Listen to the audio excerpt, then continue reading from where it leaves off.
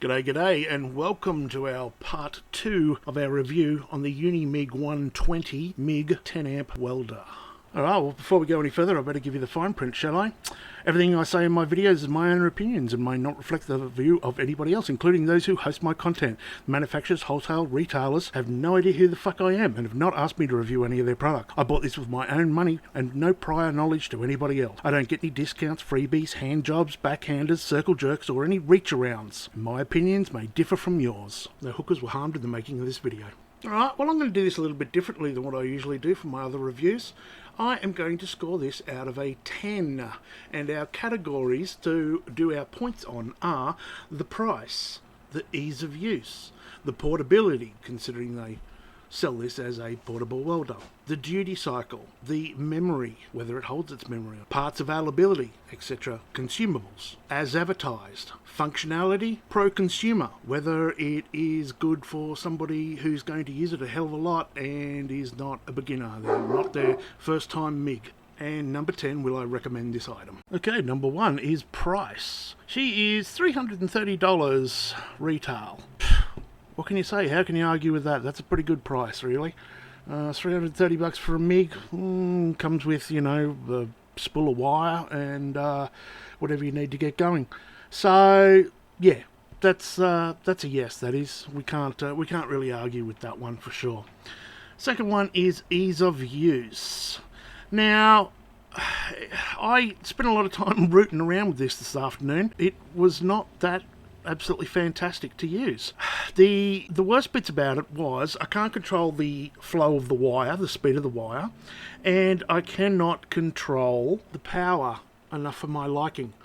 I had this turned all the way down. Right at this moment, you see here, we are welding up some 1.2mm angle iron. I'm blowing holes in it in certain areas. Just pissing me off completely. Then we jacked it up to go to 2 mils, and it welded beautifully. It was quite nice.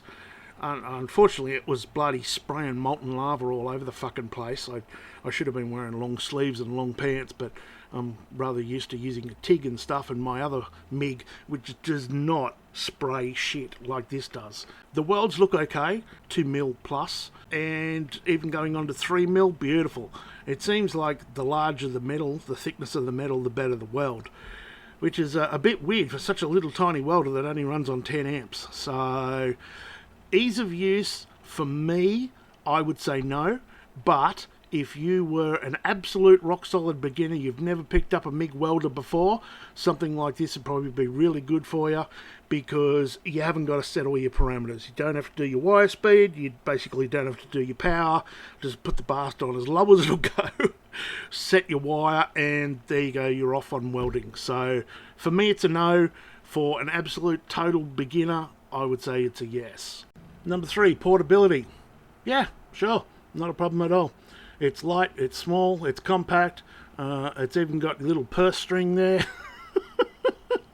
So why not? The only thing is it'd be nice if it had a quick disconnect for gas. So like if you did want to fuck off with it and you had it hooked up in your workshop for gas and you wanted to then go out bloody and do somebody's fence post or something for them, or your mum's veranda railing, they'll be up there soon, mum. You know, a quick disconnect would be really good like it does on the TIG. Duty cycle. I pretty much stretched shit out of this for about an hour and it did not hit the duty cycle. So there you go. That's pretty good. I've had welders before that, you know, I've only used for 10 minutes and have hit duty cycle and I've had to sit there for fucking half an hour waiting for them to come back. But nope, it's all good. Number 5, memory. It does not hold its memory. If you unplug or turn this off from the wall, whatever parameters you had last set, it'll delete them. So that's a pain in the arse. So that's another strike. Parts availability. Yes, parts are quite readily available as they are generic, or at least the consumables are anyway. The wire is consumable. Try again. The wire is a generic size wire. The tips are generic. The cups are generic. Number 7, as advertised. No. I'm going to say not, because I'm positive, I could be wrong here, I'll have to go and have another look, but I'm positive they said that was a 300 amp bloody earth clamp, which there's nowhere near it, it's not. And they're, advertising that it's, that it's a fuzzy logic smart fucking thing that you basically just press 2 buttons or whatever and away you go. Well, I didn't find that very good. I found it to be an absolute pain in the arse that I could not fucking set the things that I wanted to. Functionality, the same, right there. I could not get it to do the things I wanted to. I cannot weld at the speed I want to weld at because I cannot adjust the speed of the wire feed. Unless there's something I'm missing. I have read the instructions from front to back and I could not fucking see anything about being able to adjust the wire feed speed or anything like that. So there we go. Pro consumer, yeah, I guess so. I don't know. I might have to skip that one because I don't know. It seems like it's good quality, yes. Okay, no, I won't skip it. Okay, it's good quality. It's a good quality machine. It seems pretty tough. It seems pretty sort of, good to use except for what I've explained so far. There you go. Number 10, recommended. Would I recommend this? I would recommend it to if you've never had a TIG before, TIG, fuck me. If you've never had a MIG before and you wanted to get into MIG welding, I would say, yeah, sure, you could go one of those, not a problem.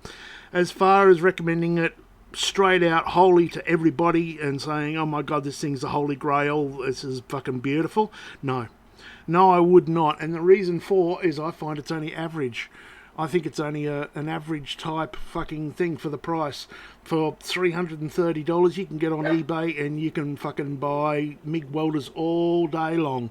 And there are fucking hundreds of them, and I've tried bloody maybe 20 of them, and they all pretty much sort of do pretty much the same job. So there you go. So I'm going to give this a score between 6 and 7 out of 10.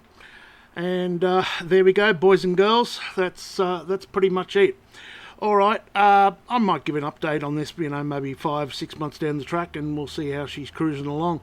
If it breaks or something in the meantime, I'll be sure to let you know.